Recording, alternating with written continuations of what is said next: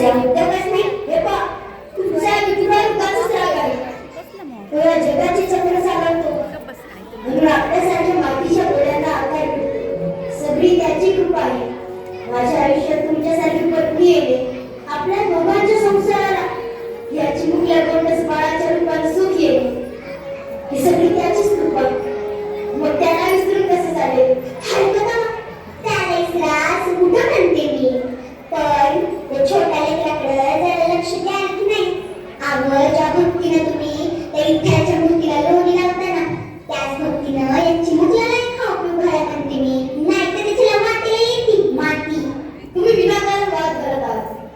हे बघा, मी धुणं भांडी करून विहिरीवर जाऊन पाणी भरून येते.